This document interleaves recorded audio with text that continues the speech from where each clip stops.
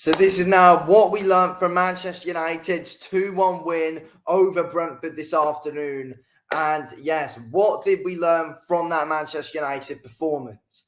I think the first thing that has got to be said, of course, is Garnacho's always pretty much consistent, if we're being honest.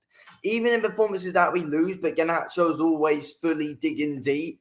And that he's such an important player to this Manchester United team. I feel like whenever Garnacho's not playing, we miss him. He's contributed like 8 times in 6 starts. Like, he's an absolutely incredible player for us right now, if we're being honest. I think he's probably our best player, and I think, we're learning a lot about Garnacho. Every single game, he's getting better and better and better. And I think it's very clear to see he's one of the biggest influences on this Manchester United team. 100% he is. So, yeah, I'm delighted with that performance today from Garnacho and the whole team. But Garnacho's the guy we're talking about right now. And he's getting better and better and better, digging deep, taking players on even better. And he just looks so good today, really comfortable on the ball. And when the players around him are playing well, we get an even better version of Alejandro Garnacho. But he's playing well every game, in my opinion, and always doing his thing well. It's just that, there's so many players around him that disappoints. Garnacho never really disappoints too much. That's one thing. Another thing which I think we really did learn today is that, well, we've known for a long time, but still is a problem is our goal scoring. We still struggle to score goals.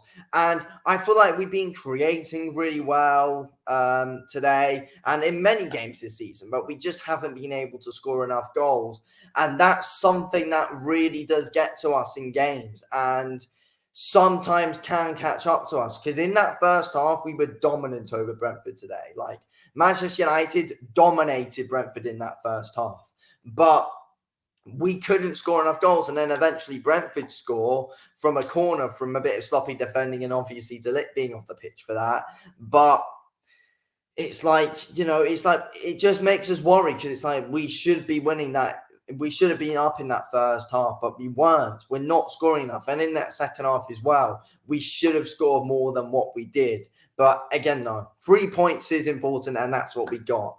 And, we're, of course, very happy with that. De Ligt, obviously, as well, has to be spoken about. An absolute warrior, De Ligt is. Matthijs De Ligt continued the whole game after. You never know. He might have had a bit of a concussion, to be fair, after getting kneed in the head. And, was playing with blood dripping down him a lot in that first half. And De Ligt was continuing, going on and on and on, winning balls back well, putting in challenges, putting his body on the line a lot in that game.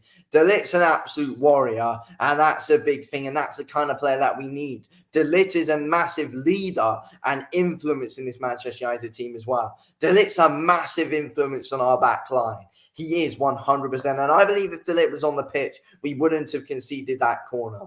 De Ligt's putting his body on the line all the time today, as we saw. And I feel like he would have got ahead on, he would have been able to get ahead on something and probably would have helped organise us out in that corner a bit better as well, because it was a mess. But yeah, De Ligt's a warrior and a massive leader in this Manchester United team. 100% he is. He's such a massive influential player, if that is a word. I think it is. Next up, obviously, Christian Eriksen, Casemiro in the midfield. It seems like they're kind of back in the midfield today, because obviously, 22-23 season, it was them.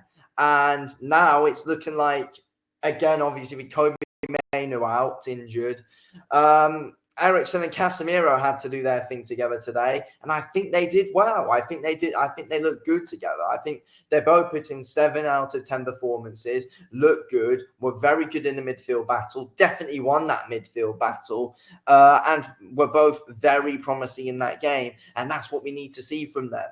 A bit sloppy at times, but, Casemiro wasn't giving the ball away as much as he usually does at times.